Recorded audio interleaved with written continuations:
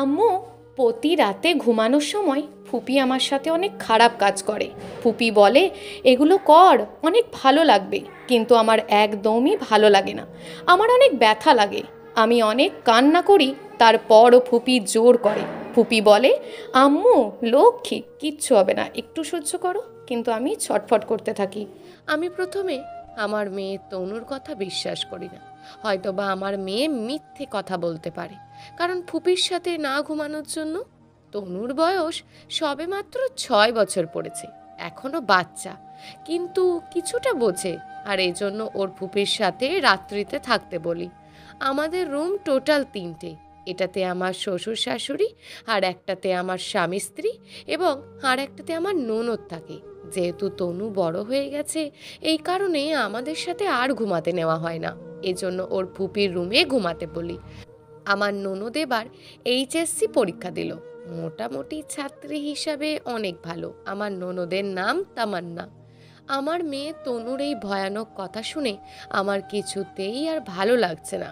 আমার মেয়েটা হয়তো বা সত্যি কথাও বলতে পারে, কারণ এর আগে কখনো এ কথা বলেনি। যখন বলছিল তখন তনুর চোখ দিয়ে টলমল করে পানি পড়তে লাগলো। আমাকে বারবার বলে, আম্মু আমি আর ফুপুর কাছে ঘুমাতে যাব না, তুমি যদি আমাকে মারো কাটো তবুও আমি যাব না। আমি তখন বললাম, আমার আম্মু ঠিক আছে, তোমাকে যেতে হবে না। এই কথা শুনে আমার মেয়ে তনু এত খুশি হলো, সে বলতে থাকলো, কি মজা কি মজা, আমার আম্মু তুমি কত লক্ষ্মী। এ কথা নিজের মধ্যে চেপে রাখলাম না। আমার স্বামী আরিয়ানকে বললাম। এ কথা শুনে আরিয়ান যেন আকাশ থেকে পড়ল। আরিয়ান তখন বলল, অন্তরা তুমি ঠিক বলছো? অন্তরা বলল, হ্যাঁ, দেখো মেয়েটা সত্যি বলছে এই কথাটা, আর ও তো বাচ্চা মানুষ, কখনো মিথ্যা বলবে না। আরিয়ান তখন বলল, আমি কিছুতেই বিশ্বাস করতে পারছি না অন্তরা। কিভাবে বিশ্বাস করব বলো? আমার বোন সব সময় পর্দা করে থাকে, কারোর সাথে কথা বলতে দেখি না, সময় মতন কলেজ যায় এবং বাসায় ফেরে ঠিক মতন।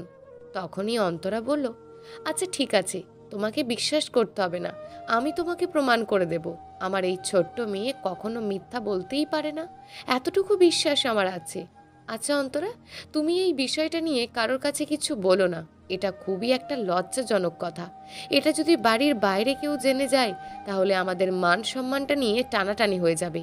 এটা নিয়ে তোমাকে ভাবতে হবে না, আমি কি করব আর কি করব না, তবে এই রহস্যটা কিন্তু আমি বের করবই। আরিয়ান কেন করে তামান্না আমার এই ছোট্ট মেয়েটার সাথে এমন?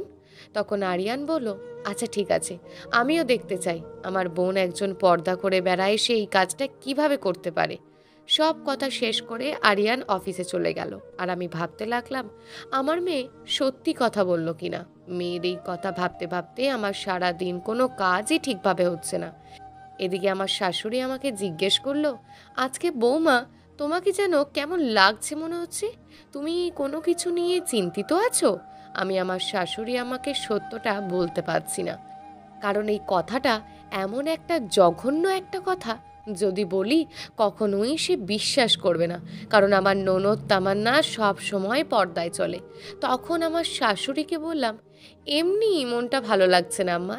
শাশুড়ি আম্মা তখন বলল, আচ্ছা ঠিক আছে, তোমার কিছু করা লাগবে না, সব কিছু আমিই করছি, তুমি তোমার রুমে গিয়ে রেস্ট করো। আমি তখন আমার শাশুড়ি আম্মাকে বললাম, না না আমি ঠিক আছি, সমস্যা নেই। এদিকে আমার মেয়ে এসে স্কুলে গিয়েছে, আর আমার ননদ বাসায় আছেন, কারণ তার এখন কোনো ক্লাস নেই। আমি আমার কাজের ফাঁকে ফাঁকে তামান্নার রুমে একটু উঁকি ঝুঁকি মারতে লাগলাম, দেখতে লাগলাম আসলে তামান্না কি করছে। শুধু এটুকু দেখতে পেলাম তামান্না মোবাইলে কি যেন দেখছে। আমিও রুমে ঢুকে পড়লাম, এমনি একটা জিনিস আনার জন্য অজুহাত দিলাম। তখনই তামান্না বলল, ভাবি কোনো কিছু লাগবে? আমি বললাম, হ্যাঁ, আমার একটা জিনিস খুঁজে পাচ্ছি না, তোমার রুমে আয়াত এনেছে কিনা তাই দেখলাম। তামান্নাকে জিজ্ঞেস করলাম, মোবাইলে কি এত দেখো সারাদিন? তামান্না তখন বলল, ভাবি তেমন কিছু না, এমনিই নাটক দেখি। তাই বললে সারাদিন মোবাইলে তুমি নাটক দেখো? তামান্না বলল, জি ভাবি, তুমি তো সব সময় পর্দা করো, এই ধরনের অশ্লীলতা নাটক দেখার কি কোনো মানে আছে? তামান্না তখন বলল, ভাবি কই অশ্লীলতা, কোনো কিছু দেখি না তো আমি। এই যে তুমি বললে নাটক দেখো, আমি কিছুটা কথা নেওয়ার চেষ্টা করছি তামান্নার কাছ থেকে, কিন্তু সে কোনো মতেই কিছু বলতে চাইছে না। আর আমি মনে মনে জিদ করেছি এই রহস্যটা বের করবই। যেহেতু তামান্না কিছু বলছে না, সেহেতু আমি ওখান থেকে বেরিয়ে চলে আসলাম। এরই মধ্যে আমার মেয়ে তনুর স্কুল থেকে আসার সময় হয়ে গেছে। যেহেতু আজকে মনটা ভালো নেই, এসো আমি তামান্নাকে বললাম, তামান্না তুমি কি ফ্রি আছো তাই না? জি ভাবি, কোনো কিছু করতে হবে বলেন। এমনিতে আমার আজকে শরীরটা ভালো লাগছে না, তনুকে স্কুল থেকে আনতে পারবে? হ্যাঁ ভাবি, আনতে পারবো, সমস্যা নেই, আমি তো ফ্রি আছি। এই বলে তামান্না সোজা তনুর স্কুলের দিকে চলে গেল এবং তনুকে নিয়ে আসলো বাড়িতে। স্কুল থেকে আনার সময় তনুকে অনেক কিছু বলেছে আমার ননদ তামান্না। তনু রুমে ঢুকে ফ্রেশ হয়ে তখন আমাকে বলল, আম্মু। আমি বললাম, হ্যাঁ কিছু বলবা তুমি? জি আম্মু, আজকে ফুপি যখন আমার স্কুল থেকে আসার সময় আমাকে অনেকগুলো চকলেট এবং আইসক্রিম কিনে দিয়েছে। বলল গতকালকে রাতে তোমার সাথে যেটা করেছি হয়তোবা তোমার অনেক ব্যথা পেয়েছো, আর এই কথাটা কাউকে বলো না, আমার লক্ষ্মী আম্মু তনু। আরও বলল তোমাকে রোজ আইসক্রিম চকলেট কিনে দেব। আমি তখনই ফুপিকে বললাম, আপনি যেটা করেন আমার অনেক ব্যথা হয়, এগুলো আমাকে আর করবেন না। যদি কথা দেন তাহলে আপনার চকলেট আইসক্রিম খাবো। আরে পাগল মেয়ে, এটা তো অনেক শান্তি পাওয়া যায়, তুমি ছোট বাচ্চা তো, আস্তে আস্তে সব ঠিক হয়ে যাবে। তনু তখন বলল, ফুপি আমি এটা করতে পারবো না। আম্মু আজকে রাতেও কি ফুপি আমার সাথে অনেক খারাপ কাজ করবে? আমি কিছুতেই ফুপির সাথে ঘুমাতে যাব না। তখনই আমি বললাম, আচ্ছা আম্মু, তোমায় এটা নিয়ে ভাবতে হবে না, কি করা যায় সেটা রাত আসুক তারপর আমি ভাবছি। ঠিক আজকে রাতেও আমার মেয়ে তনুকে বুঝিয়ে ওর ফুপির সাথে ঘুমাতে বললাম। ছোট্ট মেয়ে তনু সে কিছুতেই যেতে চাইলো না, অঝরে কান্না করতে লাগলো। বলল, আম্মু আমি যাব না ফুপুর সাথে ঘুমাতে, তুমি প্লিজ আমাকে জোর করো না, প্রয়োজনে আমি নিচে ঘুমাতে রাজি আছি, তবুও আমি ফুপির সাথে ঘুমাতে যেতে পারবো না। তনু এত আর্তনাদভাবে বলতে লাগলো, আমি কিছুতেই মানা করতে পারছি না, কারণ এই শেষ আমাকে দেখতে হবে কেন আমার মেয়ের সাথে এই ধরনের কাজ আমার ননদ তামান্না করে থাকেন। ওই সময় আমার স্বামী আরিয়ান ছিল, সে আমাকে বলল, জোর করছো কেন, তনু যেতে চাইছে না, বাদ দাও। আমি বললাম, আজকে হয়তো বা আমার মেয়ে তনুর সাথেই কাজটা করছে, কিন্তু সমাজে এমন আরও মানুষ আছে, ওইসব ছোট্ট বাচ্চাদের তাদের মায়ের সাথে এবং বাবার সাথে কষ্টের কথাগুলো শেয়ার করতে পারে না। ধন্যবাদ জানাই আমার ছোট্ট মেয়ে তনুকে, সে তার কষ্টের কথাগুলো আমার সাথে শেয়ার করেছে। তবে আরিয়ান, যত যাই বলো, আমি এর শেষ না দেখে আমার ভিতরে কোনো শান্তি আসবে না। তুমি বুঝতে পারছো না কেন অন্তরা? তনু যেতে চাচ্ছে না, তাকে জোর করো না প্লিজ। তুমি চিন্তা করো না, আজকের শেষ বের করেই ছাড়বো আমি তনুকে বুঝিয়ে অনেক কষ্টে রাজি করালাম ওর ফুপির সাথে ঘুমানোর জন্য। কিন্তু আমার মেয়েটা এতটা কান্না করছে, এই নরপিশাচ ননদ আমার মেয়েকে কি পরিমাণ ব্যথা দিয়েছে সেটা সহ্য করতে পারছে না আমার মেয়ে তনু। তার কথা শুনলেই আমার মেয়ে চিৎকার করে কান্না করতে থাকে। আমার মেয়ে তনু বলে, আম্মু আমি যখন টয়লেট করতে যাই আমার প্রচুর জ্বালা পোড়া করে। ছি, এই কথাটা শোনার আগে আমার মৃত্যু হলো না কেন? আমার ননদ এতটা জঘন্য খারাপ কাজ করতে পারে সেটা ভাবলেই কেমন নিজেকে তুচ্ছ মনে হচ্ছে। এতটা শয়তানি বুদ্ধি কিভাবে আসে, আর এমন একটা জঘন্য কাজ কিভাবে করতে পারে সেটা কখনোই ভাবতে পারছি না। এগুলো যখন মনে পড়ছে, মনে হচ্ছে আমার ননদকে এখনই গিয়ে খুন করে আসি। এতটুকু একটা ছোট্ট মেয়ের সাথে এই কাজটা কিভাবে করতে পারে? একটুও বিবেকে বাধা দিল না? আচ্ছা ঠিক আছে, মানলাম মানুষের যৌবন থাকতেই পারে, তাই বলে এত ছোট্ট বাচ্চার সাথে কিভাবে করতে পারে? তাও আবার তার ভাইয়ের মেয়ে। ভাইয়ের মেয়ের মানে নিজের মেয়ের মতন হয়। এটা যদি তার নিজের মেয়ে হতো, এই কাজটা কি সে করতে পারতো? আমার স্বামী তার নিজের বোন বলে হয়তো বা সে গা ঢাকা দিচ্ছে, কিন্তু মনে মনে নিজেকে নিজে বলছে অনেক রেগে আছে আমার স্বামী আরিয়ান, হয়তো বা প্রকাশ করতে পারছে না, কারণ তারই নিজের বোন, আর নিজের বোনের এই কথাটা কিভাবে বলতে পারে? এজন্য বারবার বলছে, অন্তরা এগুলো বাদ দাও, হয়তোবা তামান্না ছোট মানুষ, ভুল করে ফেলেছে। আরিয়ান, তুমি কি বলছো? ও ছোট কিভাবে হয়? তামান্না যথেষ্ট অ্যাডাল্ট, আর সে জেনে শুনে এই কাজটা করছে। তুমি যতই বলো, আমি এর শেষ দেখেই ছাড়বো। এই বলে আমার মেয়েকে যখন ওর কাছে ঘুমাতে নিয়ে যাব, তখনই আমার শাশুড়ি আম্মা ডাক দিল পিছন থেকে, বৌমা তোমাদের রুমে দেখলাম চিল্লাচিল্লি হচ্ছে, কোনো কিছু হয়েছে নাকি, একটু বলবে? না আম্মা, কিচ্ছু হয়নি, এমনি আপনার ছেলে অন্য একটা বিষয় নিয়ে আমার সাথে একটু কথা কাটাকাটি করছিল। আচ্ছা আম্মা, আপনার কিছু লাগবে নাকি বলবেন? হ্যাঁ, আমার তো কিছু লাগতো, আমি পানের বাটাটা খুঁজছি, পাচ্ছি না, একটু পানের বাটাটা আয়না দেবে? আমি তখন তনুকে বললাম, তুমি আমাদের রুমে চলে যাও, কিছুক্ষণ তোমার বাবার সাথে থাকো, আমি তোমার দাদিকে কিছু পান এনে দিয়ে তারপর তোমার কাছে আসছি। পানের বাটা আনতে গিয়ে দেখি তামান্না তার নিজের রুমে বসে ঠিক যেন মোবাইলে কি দেখছে। আমার ভিতরে রাগী এমনভাবে বিস্মিত হতে লাগলো, কারণ সে আমার ননদ, আমি কিছুই বলতেও পারি না। সরাসরি যদি কিছু বলি, আমার শাশুড়ি এবং আমার জামাই অনেক কিছু বলতে পারে।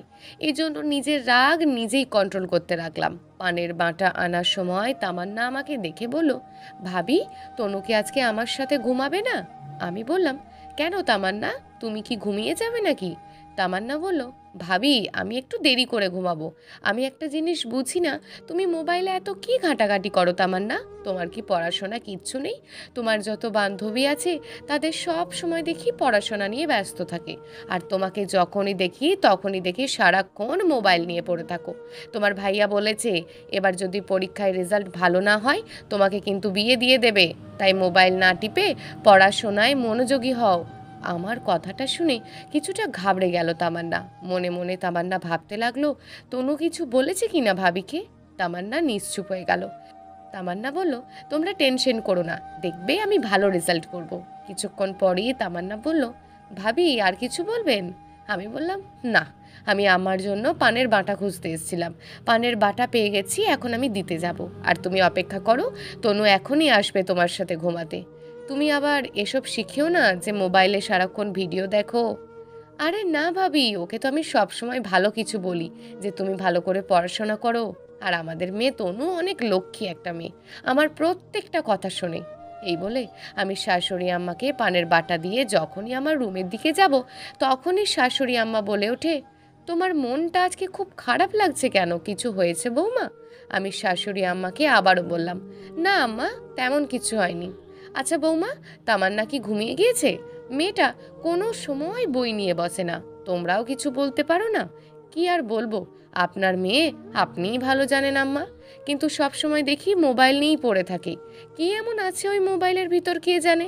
শাশুড়ি আম্মা তখন বললেন, হ্যাঁ বৌমা, তুমি ঠিকই বলেছ, মেয়েটা সব সময় মোবাইলে পড়ে থাকে। শাশুড়ি আম্মা বললেন, বৌমা, তুমি শাসন করবে, এটা আমার আদেশ। মেয়েটা সারাক্ষণ কি করে বেড়ায় কিচ্ছু বুঝি না। বৌমা, যদি তামান্না কোনো কিছু অঘটন ঘটিয়ে ফেলে, মান সম্মান কিন্তু আমাদের সবার যাবে, তাই তুমি অবশ্যই ওকে দেখে শুনে রাখবে, আর যদি কোনো খারাপ কাজে লিপ্ত হয়ে পড়ে অবশ্যই শাসন করবে। যাই হোক, শাশুড়ি আম্মা যে কথাটা বলেছেন, অনেক সুন্দর একটা কথা বলেছেন। আমি ওই কথাটা শোনার অপেক্ষায় ছিলাম। তারপর বললাম, আম্মা, আমি তাহলে রুমে চলে যাই? আচ্ছা ঠিক আছে, তুমি রুমে যাও, কিন্তু আরিয়ানের সাথে আর কোনো গ্যাঞ্জাম করো না, যদি ও কোনো সমস্যা হয় আমাকে ডাক দিও। আচ্ছা ঠিক আছে আপনি কোনো টেনশন করবেন না, আপনি পান খেয়ে ঘুমিয়ে পড়বেন। আচ্ছা ঠিক আছে। রুমে যেতে না যেতেই ওদিকে তনু ব্যথায় ছটফট করছে। আমি তখন বললাম, তনু, তোমার কি হয়েছে বলো তো আম্মু?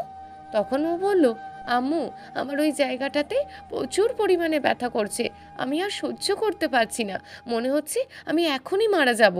এই বলে মেয়েটার ছটফট করতে করতে ফ্লোরে পড়ে যায়। আমি বললাম, আম্মু, তুমি কোনো টেনশন করো না, ভয় পেও না, আমি দেখছি বিষয়টা। আচ্ছা তনু, চলো ওয়াশরুম, তোমার কোথায় প্রচুর ব্যথা হচ্ছে?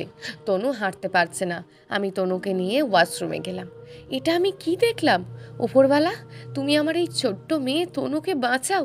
এর আগে আমার মেয়ে তনু শুধু মুখে বলেছিল, কখন আমি দেখতে চাইনি, কিন্তু আজকে দেখে আমার মন এতটা খারাপ হতে লাগলো, সেটা বলে বোঝাতে পারবো না।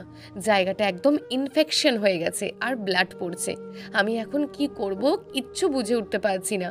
আমার মেয়ে এদিকে কান্নায় ছটফট করতেই যাচ্ছে আর বলতেছে, আম্মু, বাঁচাও তুমি আমাকে, আমি যে ব্যথা সহ্য করতে পারছি না, আম্মু, পুপি একটা পচা।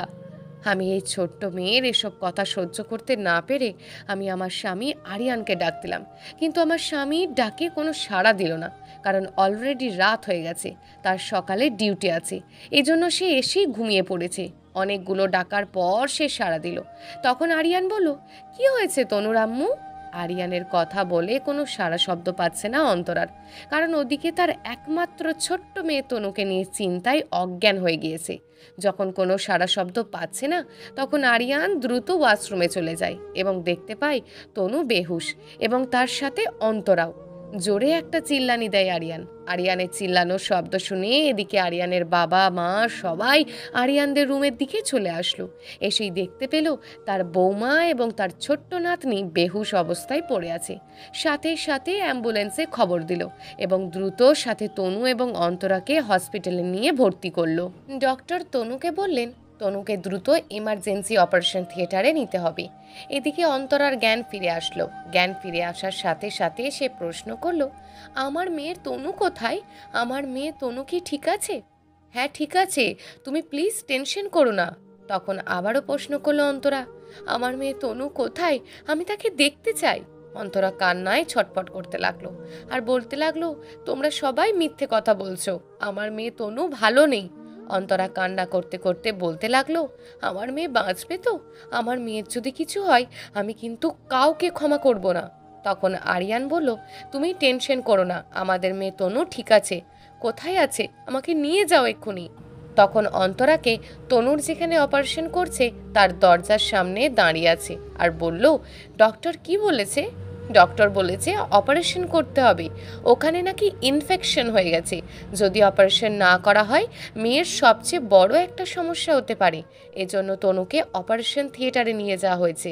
প্লিজ অন্তরা, তুমি সৃষ্টিকর্তাকে স্মরণ করো আর বলতে থাকো আমাদের এই ছোট্ট মেয়েটা যেন সুস্থ হয়ে যায়।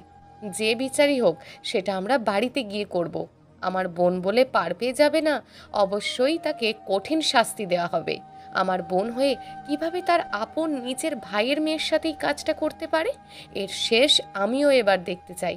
সে আমার বোন আমি ভুলে যাব। এতটুকু একটা অবুঝ বাচ্চার সাথে এই ধরনের যৌন হয়রানি কিভাবে করে? একটুও বিবেকে বাধা দেয়নি?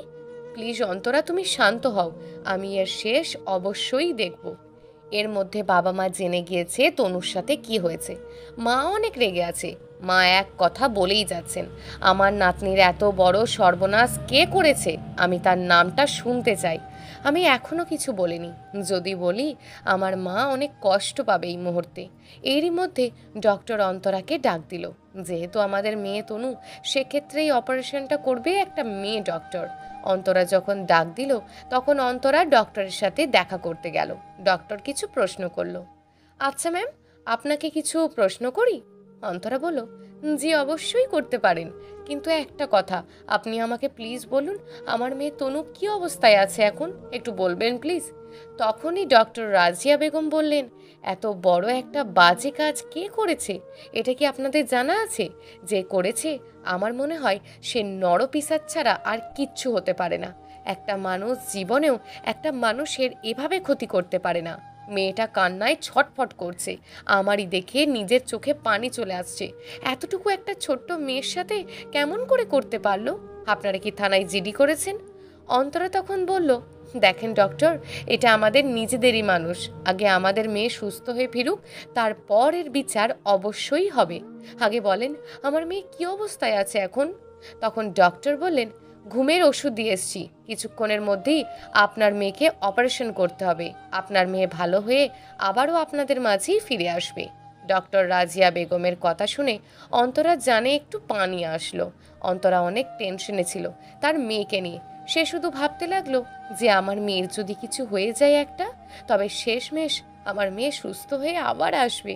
এই বলে ডক্টর অপারেশন করতে নিয়ে চলে গেল তনুকে। ডক্টর তনুকে অপারেশন থিয়েটারে নিয়ে যাওয়ার পরে এদিকে সবাই ব্যস্ত তনুকে নিয়ে, কিন্তু সবাই আর একজনকে দেখতে পাচ্ছে না। বাড়ির একজন সদস্য, সেটা কে হতে পারে? নিশ্চয়ই তামান্না।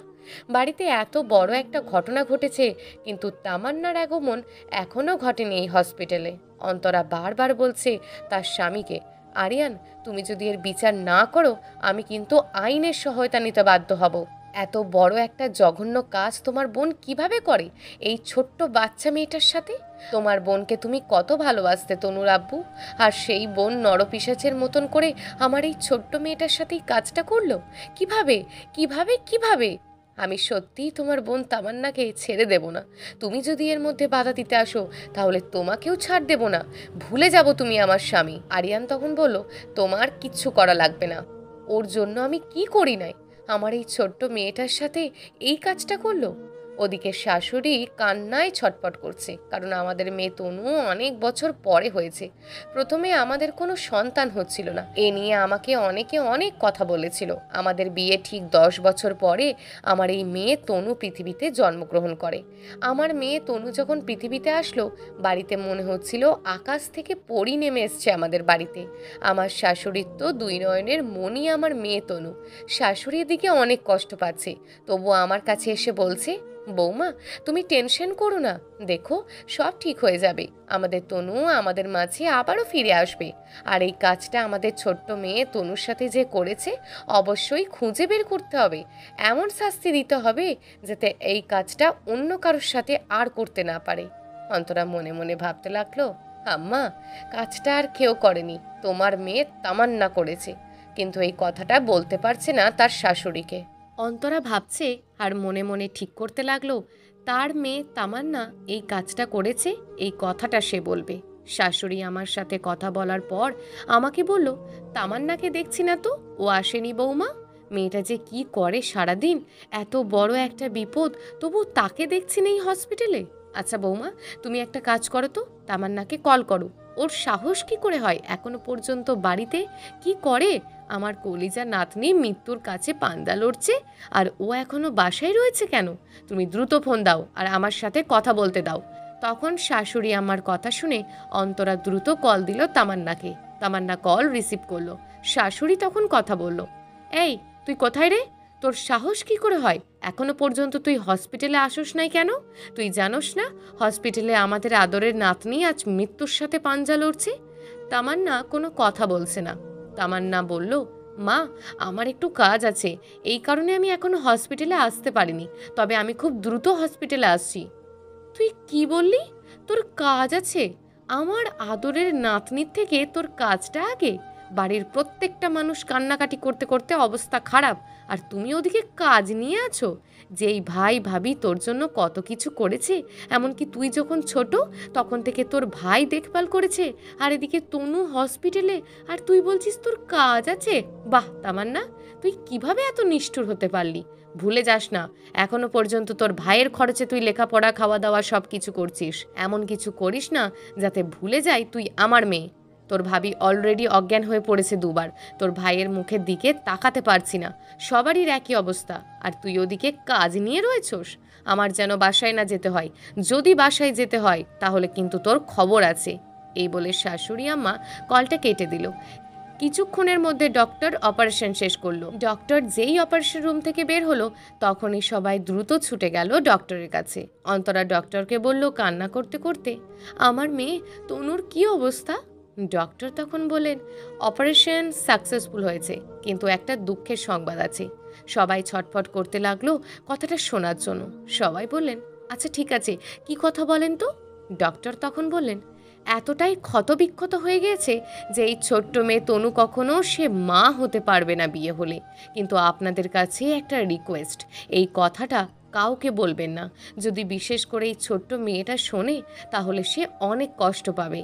এই কথাটা শোনার পরে বাড়ির সবাই সৃষ্টিকর্তাকে ডাকতে লাগলেন আর বলতে লাগলেন, তোমার কাছে কি অন্যায় করেছিলাম আমরা যে এত বড় শাস্তি আমাদের ছোট্ট মেয়েটাকে দিলে? অন্তরা তখন ডক্টরকে জিজ্ঞেস করলেন, কতক্ষণ পরে আমরা আমাদের মেয়ের সাথে দেখা করতে পারবো?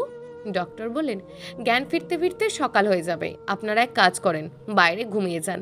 অনেক কারণে আর রাত জাগবেন না, নার্স ওখানেই থাকবে, যদি জ্ঞান ফেরে অবশ্যই আপনাদের ডাক দেবেন। ডক্টর আরও একটা কথা বললেন, আমার জীবনে কখনোই এমন অপারেশন করিনি। আজকে আমার জীবনের ফার্স্ট এই ছোট্ট মেয়েটাকে অপারেশন করা। মেয়েটাকে অজ্ঞান করেছিলাম, কিন্তু যখন অপারেশন করি চিল্লান মেরে কান্না করতে থাকলো। আমিও তখন কান্না থামিয়ে রাখতে পারলাম না। তখন মেয়েটাকে আমি বললাম, আম্মু তুমি টেনশন করো না, ভালো হয়ে যাবা। আর এই ছোট্ট মেয়েটার সাথে যে নিকৃষ্ট কাজটা করেছে, দোয়া করি তার শাস্তি ওপরওয়ালা অবশ্যই দেবেন। আর আপনারা কি করবেন সেটা আপনারাই ভালো জানেন। এই বলে ডক্টর আমাদের সামনে থেকে কান্না করতে করতে চলে গেলেন। ডক্টরের কথা শুনে এবং কান্না দেখে অন্তরাকে আর ঠেকানো যাচ্ছে না। সে তার মাথা দেওয়ালের সাথে বাড়ি মারতে লাগলো। আরিয়ান দ্রুত এসে থামালো আর বলল, তুমি এভাবে ভেঙে পড়ো না, অবশ্যই এর বিচার আমরা করব। কিন্তু যখন মাথা দেওয়ালের সাথে মারতে লাগলো আর তামান্নার কথাটা মুখ থেকে বেরিয়ে যায়, কথাটা স্পষ্ট তার শাশুড়ি শুনতে পায়। শাশুড়ি কিছু বলতে যাবে, তখনই আরিয়ান তখন বলল, আম্মা কিছু হয় নাই। আমি জানি আরিয়ান, তুই কখনো মিথ্যা বলিস না। বৌমা কিছুক্ষণ আগে কি বলছিল একটু বলবি? তামান্না কি করেছে সত্যি করে বলবি? আরিয়ান তখন না বলে পারল না। তার মেয়ের এত বড় সর্বনাশটা তার ছোট বোন করেছে। আমি কিভাবে যে তোমাকে বলি আমি বুঝে উঠতে পারছি না। আমার মনে হয় তোমাকে বলাটা খুব জরুরি, যেহেতু এত বড় একটা সমস্যা আমাদের মেয়ে তনুর সাথেই ঘটেছে। অবশ্য তোমাকে বলা উচিত। আরিয়ান তখন সব কিছু খুলে বলতে লাগলো তার আম্মাকে। তুমি হয়তো বা জানো না আম্মা, এই ঘটনাটার সাথে জড়িত আর কেউ না, আমারই ছোট বোন তামান্না। আম্মা আমার এই কথাটা শুনে মনে হলো আকাশ থেকে বিদ্যুৎ চমকানোর মতন চমকে উঠল। কি বলিস আরিয়ান, তোর মাথা ঠিক আছে? আরিয়ান তখন বলল, হ্যাঁ আম্মা, আমার সব কিছু ঠিক আছে। আমিও প্রথমে বিশ্বাস করতে চাইছিলাম না। তখন তোমার নাতনি তনু ওর আম্মুকে বলে এবং ওর আম্মু যখন আমাকে বলে, আমিও বিশ্বাস করতে পারছিলাম না। আচ্ছা আরিয়ান, সব কিছু খুলে বলতো আমাকে। আম্মা, তুমি তো ভালো করেই জানো আমাদের রুম টোটাল 3টে। একটা রুমেতে আমরা থাকি, একটা রুমেতে তুমি, আর একটা রুমেতে তামান্না। যেহেতু তনুর বয়স 6 বছর, এজন্য আমাদের সাথে তনুকে ঘুমাতে নিই না। তার জন্য তামান্নার সাথে ঘুমাতে যাইতে হয় তনুর। আর তনুর নম্র ভদ্র একটা মেয়ে, কারোর সাথে কোনো ঝগড়া ফ্যাসাদ করে না। এবং আমাদের মেয়ে তো কখনোই মিথ্যে কথা বলে না, যা বলে সরাসরি বলে। যখন তামান্না তনুর সাথে এই ধরনের কাজ করে, কিছুদিন চুপ করে থাকে তনু, এই কথাটা কাউকে বলে না। যখন তনুর সাথে এটা বেশি হতে লাগলো, তখন ওর আম্মু অন্তরার কাছে সব কিছু খুলে বলল, আর ওর আম্মু আমাকে সব কিছু বলল। বলার পরে আমিও অন্তরাকে বললাম, আচ্ছা হয়তো বা কোনো ভুল কর্মে হতে পারে, এটা নিয়ে কাউকে বলো না। ঠিক অন্তরা কাউকে বলেনি। আর এরই মধ্যে এত বড় একটা অঘটন ঘটে গেল আমাদের সাথে। আরিয়ান যখন এই কথাগুলো বলছিল নিশ্চুপ হয়ে গেল, একদম শীতল বরফের মতন হয়ে গেল। শুধু এটুকু বলতে লাগলো, আমারই এক পেটে কিভাবে এই ধরনের নরপিশাচ মেয়ে জন্ম নিল, কতটা আদর যত্ন করে বড় করেছি, এতটা অভাব হয়েছে কিন্তু কখনো বুঝতে দিসনি তোরা এবং আমি। যখন যেটা চেয়েছে তখন সেটা দিয়েছি। আর আমার মেয়ে তামান্না এই ধরনের ঘটনা কিভাবে ঘটাতে পারে, আমি এটা কখনোই বিশ্বাস করতে পারছি না আরিয়ান। সেম কথা আম্মা, আমিও বিশ্বাস করতে পারছিলাম না। আর তোমরা তো ভালো করেই জানো আমাদের ছোট্ট মেয়ে কখনো মিথ্যে কথা বলে না, সেটা আমি ভালো করেই জানি। আমার নাতনি কখনো মিথ্যে কথা বলতে পারে না। আমার নাতনি তনু ঠিক আমারই মতনই হয়েছে, সব সময় সত্য কথা বলে। আচ্ছা, এর বিচার অবশ্যই হবে। আমার নাতনির আগে জ্ঞান ফুরুক, তারপরে কি করতে হয় সেটা আমি অবশ্যই করব। এই কথাটা শোনার পরে আমার চোখ দিয়ে অঝরে পানি আসছে আর বলতে লাগলো, এমন মেয়ে যেন আর কারোর পেটে না হয়।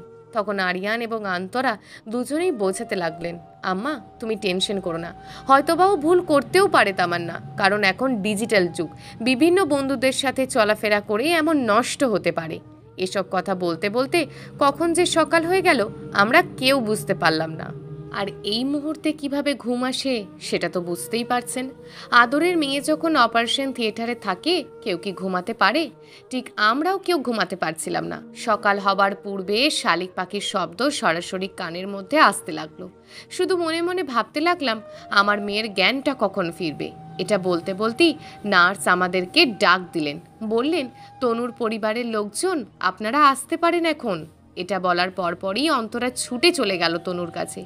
গিয়ে দেখতে পাই তনু অনেক নার্ভাসের সাথে কথা বলছে। আম্মু আমি এখানে কেন? অন্তরা তখন বলল, আম্মু কিছু হয়নি, তোমার অনেক ব্যথা হচ্ছিল, এ কারণে হসপিটালে আনা। তুমি খুবই দ্রুতভাবে সুস্থ হয়ে পড়বে। সবাইকে দেখতে পেয়ে তনু অনেক খুশি হলো। তার দাদিকেও বলতে লাগলো, দাদি আমি কি ঠিক আছি? দাদি কান্না করতে করতে বললেন, আমার লক্ষ্মী বোনটা, তোমার কিচ্ছু হয়নি, আমরা তো তোমার পাশে আছি। দাদিমার কান্না দেখে তনু বলতে লাগলো, দাদি তুমি কান্না করো না। দাদিমা তখন বললেন, আমার পাগলি একটা বোন। তখনই তনু বলতে লাগলো, দাদিমা ফুপিকে দেখছি না তো, ফুপি কোথায়? ফুপি কি হসপিটালে আসেনি? দাদি বিড়বিড় করে শুধু বলতে লাগলো, ওই রকম কুলাঙ্গার সন্তান না আসাই ভালো এই হসপিটালে। তনু বলল, দাদি তুমি কিছু বলছো না কেন? না দিদি ভাই, এখানে তোমার ফুপি আসেনি, তবে চলে আসবে। তখনই তনুর এই কথা শুনে অন্তরা রেগে বললেন, তোমার ফুপির নিয়ে এত চিন্তা করতে হবে না। ভুলে গেছো তোমার সাথে কি করেছে? আজকে এই যে তুমি মৃত্যুর সাথে পাঞ্জা লড়ছো, সেটা কার জন্য? তোমার গুণধর ফুপি তামান্নার জন্য। তাই আমি যেন কোনোভাবে তার নামটা না শুনতে পাই। অন্তরা যখন এই কথা বললেন, তখন শাশুড়ি আম্মাও রেগে বললেন, সত্যিই তো বলেছে তোমার আম্মু দিদি ভাই, আজকে থেকে মনে করবে তোমার কোনো ফুপি নেই। অনেক নরম করে কান্নার আওয়াজে বলতে লাগলো তনু দাদি। কারণ একটা সন্তান যতই খারাপ কাজে লিপ্ত হোক না কেন, মায়ের মন সব সময় কান্না করবে, এটাই স্বাভাবিক। এসব কথা যখন আমরা বলছিলাম, তখন ডক্টর প্রবেশ করলেন আর বলতে লাগলেন, আপনারা কি শুরু করেছেন? কিছুক্ষণ আগেই তনুর অপারেশন হয়েছে, ভুলে যাবেন না। এখন পেশেন্টের সাথে বেশি কথা বলা যাবে না। পেশেন্টের কোনোভাবে টেনশন এবং কষ্ট দিয়ে কথা বলবেন না। এমনিতে এত ছোট বাচ্চা, তারপর এই ধরনের অপারেশন আমি কখনো করিনি। আজকেই আমি প্রথম করলাম এই ধরনের অপারেশন করার সময় মেয়েকে অজ্ঞান করে নিয়েছিলাম, তবুও যেন কান্না করছিল। এর আগে কখনো কোনো পেশেন্টকে এমন দেখিনি। তাই আপনাদের কাছে অনুরোধ করব, পেশেন্টের সাথে বেশি জোরে কথা বলবেন না। যদি কোনো ক্রমে আবারও অজ্ঞান হয়ে যায়, তাহলে পেশেন্টের জ্ঞান ফেরাতে অনেক কষ্ট হয়ে যাবে। ডক্টরের এসব কথা শুনে আমরা সবাই চুপ হয়ে গেলাম। অন্তরা তখন ডক্টরকে বলতে লাগলেন, ম্যাডাম, আমার মেয়েকে কবে নিয়ে যেতে পারি আমাদের বাড়িতে?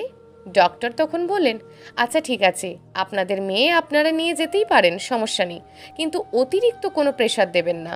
এখনো পুরোপুরি সুস্থ হয়নি, কিছুদিন বিশ্রামের খুব প্রয়োজন। যেহেতু এত বড় একটা অপারেশন করা হয়েছে, আমাদের জীবনে এরকম অপারেশন কোনোদিন করিনি, এই প্রথম করলাম। দোয়া করি যেন অতি দ্রুত তনু সুস্থ হয়ে সবার মাঝে ফিরে আসুক। তারপরে আরিয়ান রিসেপশনে গেল, তনুর ছাড়পত্র নিয়ে আসলো এবং বাড়িতে রওনা হলো। বাড়িতে রওনা হওয়ার পূর্বে অন্তরাকে বললেন তার শাশুড়ি, বৌমা, একটা কল দেবে তামান্নাকে। অন্তরা বলল, আমরা তো এখনই বাসায় যাচ্ছি, তাহলে কোন কারণে কল দেব? একটা কল দাও, তামান্না এখন কোথায় আছে সেটা জিজ্ঞেস করব, ওর সাথে আমার কিছু হিসাব বাকি আছে। অন্তরা তখন বললেন, আম্মা আপনি চুপ থাকেন, আমরা সবাই বাসায় যাই, তারপর কি করা হয় এর অবশ্যই ব্যবস্থা নেব। আম্মা তখন রেগে বললেন, তোমার কিচ্ছু করা লাগবে না, যা করার আমি করব।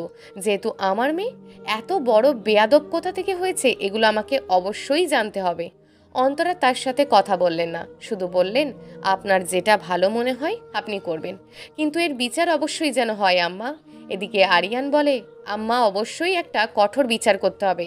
আজকে হয়তোবা আমাদের ফ্যামিলিতে এই ধরনের একটা সিনক্রিয়েট ঘটনা ঘটেছে। যদি এই কাজটা অন্য কারোর সাথে করতো, তাহলে আমাদের মান সম্মানটা কোথায় যেত একবার ভেবে দেখেছো? হ্যাঁ আরিয়ান, তুমি কোনো টেনশন করো না বাবা, অবশ্যই এর বিচার আমি করব। এদিকে অন্তরা কিছু বলতে পারছে না, যেহেতু তার শাশুড়ি তার থেকেও রেগে আছে। অন্তরা শুধু চেয়ে দেখছে তার শাশুড়ি কি বিচার করেন। এই বলে আমরা সবাই হসপিটাল থেকে বাড়িতে রওনা দিলাম। বাড়িতে এসে দেখতে পেলাম তামান্না একইভাবে ফোন নিয়ে ব্যস্ত। আমার রুমে ঢুকতেই তামান্নার এই অবস্থা দেখে সরাসরি তার রুমে ঢুকে গেল। ঢুকে যাওয়ার পরই তামান্নাকে কিছু না জিজ্ঞেস করে ঠাস ঠাস করে মুখে থাপ্পড় মারতে লাগলো। তারপর মারতে মারতে বলতে লাগলো, তোর মতন কুলাঙ্গার সন্তান আমি কিভাবে পেটে ধরেছিলাম, আজকে তুই কার সাথে কি করেছিস জানিস? তামান্না সব বুঝতে পেরেছে তার ঘটনা হয়তোবা সবাই জেনে গিয়েছে, এজন্য তামান্না কোনো কথা বলছে না। এদিকে অন্তরাও বলছে, তোমাকে আমি ছোট বোনের মতন করে দেখতাম তামান্না, তুমি কেন এত বড় সর্বনাশটা আমার সাথে করলে? তোমার কি ক্ষতি করেছিলাম বলতে পারো? শুধুমাত্র তোমার কারণে আমার মেয়ে আজকে মৃত্যু শয্যা থেকে বেঁচে আসলো। ঠিকই বেঁচে আসলো, কিন্তু আমার এই ছোট্ট মেয়েটা আর কখনো মা হতে পারবে না। ডক্টর এই কথাটা বলেছেন। অন্তরাও রাগ আর সামলাতে পারল না, সেও গালে দুটো থাপ্পড় মারল। শাশুড়ি বলছে, মারো বৌমা মারো, ওর এত বড় সাহস কোথা থেকে হয়েছিল? আমার আদরের নাতনির সাথে এই কাজটা করলো কিভাবে? তামান্না তখন বলল, আসলে আমি বুঝতে পারিনি এই জিনিসটা এত দূর হবে। আমি সত্যিই অনেক বড় ভুল করেছি, আমাকে তোমরা মেরে ফেলো। আমার এই আদরের ওয়াস্তির সাথে কাজটা আমার করা ঠিক হয়নি, আমি সত্যিই অনুতপ্ত। আরিয়ান তখন বলল, তোকে দুধ কলা দিয়ে কালসা পুষেছিলাম, তোর জন্য কি করি নাই বল? এসব ঘটনা তনুর সামনে হচ্ছে। তনু তখন বলল, তোমরা আর মারো না ফুপিকে প্লিজ। তখন তার দাদিমা বললেন, তুই চুপ কর তনু, তামান্না এখনই এই বাড়ি থেকে বের হবে, আর আমি কোনো কথা শুনতে চাই না। কোথায় যাবে, কি করবে আমি এটাও জানি না। এখন থেকে ভুলে যাব আমার কোনো মেয়ে নেই, এটাই আমার শেষ সিদ্ধান্ত। আমার নাতনিকে যে এত বড় সর্বনাশ করেছে আমি তাকে দেখতে চাই না। আরিয়ান, তামান্না, এখন এই বাড়ি থেকে ওকে বের হতে বলো। আরিয়ান আর কোনো কথা বলছে না। যতই অন্যায় করুক, তারই তো ছোট বোন। আরও অনেক আগে থেকে তার বাবা স্ট্রোক করে বাসায় পড়েছিল, তখন থেকে এই সংসারের দায়িত্ব আরিয়ানের ছিল। তাই আরিয়ান চুপ করে থাকলো। তনু এরই মাঝে বলতে লাগলো, তোমরা যদি ফুপিকে বের করে দাও তাহলে আমিও তখন বাসা থেকে চলে যাব। তোমরা কিন্তু কেউ বুঝতে পারবে না। ফুপি তার ভুল স্বীকার করেছে, তাকে তো সবাই তোমরা মারছো এবং অনেক কষ্ট দিলে। তখনই অন্তরা বলল, তুমি ছোট মানুষ তনু, এসব নিয়ে কথা বলো না। তোমার কত বড় ক্ষতি করেছে তুমি হয়তো জানো না। তনুর একই কথা, ফুপিকে যেন বাড়ি থেকে বের না করে দেয়। তখনই আরিয়ানের আম্মা বলল, দেখ তামান্না দেখ, এই ছোট্ট মেয়েটার ক্ষতি করেছিস, অথচ সেই মেয়েই তোকে সাপোর্ট করছে। অন্তরার শাশুড়ি বলল, তামান্নাকে আর পড়ানো যাবে না, ওর জন্য একটা ছেলে দেখ। এই কথাটা আরিয়ানকে বলতে লাগলো। আরিয়ান এই কথা শুনে তারই বন্ধুর ছোট ভাই আছে বলে বন্ধুকে বললেন, আমাদের বাড়িতে তোর ছোট ভাইকে নিয়ে দেখতে আয়। ছেলেপক্ষের সবার সামনে তামান্নাকে দেখলো, দেখে মোটামুটি পছন্দ হয়েছে এবং বিয়ের দিন তারিখ ঠিক করে ফেললো। বিয়ের কিছুদিন পরে তামান্না বাড়িতে আসে, এসে সবার পা ধরে মাপ চায় এবং তনুকে জড়িয়ে ধরে কান্না করতে লাগলো। তামান্না বলতে লাগলো, আমার লক্ষ্মী আম্মু, তোমার সাথে আমি অনেক খারাপ আচরণ করেছি, তুমি আমাকে মাপ করে দিও। তখন তনু বলল, তোমাকে আমি আমার ছোট আম্মু মনে করি, কখনো ফুপি মনে করতাম না। তামান্না তখন বলল, আমার পাগলি মেয়েটা। এই গল্পে একটা চিত্র তুলে ধরা হয়েছে। উপযুক্ত আপনার কোনো মেয়ে অথবা বোন কোথায় যাচ্ছে, কি করছে, মোবাইলে কি করছে তা অবশ্যই খেয়াল রাখবেন। আর একটা কথা সবাইকেই বলবো, মোবাইলে মিসইউজ থেকে সাবধান। এটা একটা স্বাভাবিক মানুষকে খারাপ করতে সময় লাগে না। আজকে যেমন ছোট্ট মেয়েটা তনুর সাথে হয়েছে, কালকে আপনার বাড়িতে প্রাপ্ত এমন কোনো বোন অথবা মেয়ে থাকে, তাদের সাথেও এমন ঘটনা ঘটতে সময় লাগবে না। তাই সচেতন হওয়া আবশ্যক। প্রিয় দর্শক, যদি আজকের গল্পটি আপনাদের ভালো লেগে থাকে তাহলে ভিডিওটিতে অবশ্যই একটি লাইক করে আপনার মূল্যবান একটি কমেন্ট করুন। আর হ্যাঁ, চ্যানেলটিকে যদি সাবস্ক্রাইব করে না রাখেন তাহলে চ্যানেলটিকে অবশ্যই সাবস্ক্রাইব করে আমাদের পাশে থাকুন। দেখা হবে আগামীকালের নতুন এবং আকর্ষণীয় গল্প নিয়ে। ধন্যবাদ।